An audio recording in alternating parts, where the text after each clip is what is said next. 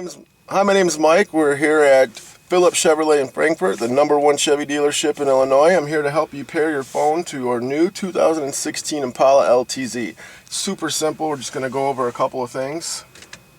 First thing you do is you go to the phone icon, ask it to pair a device. Then on your phone, under your Bluetooth settings, you turn your Bluetooth on, and then it'll ask you to set PIN. You go under your Chevrolet MyLink. It's going to give you the code, so you hit the pair. Hit pair on your phone as well. And then it'll tell you that the pairing is successful. Click OK.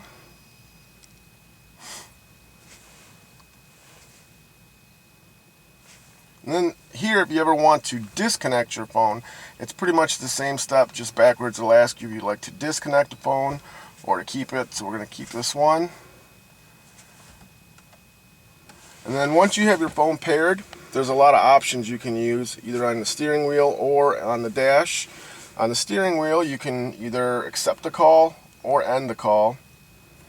And as well, you can accept the call or end the call on the screen, whichever is easier for you. They have the settings on the steering wheel, that way you don't have to take your focus off of what you're doing.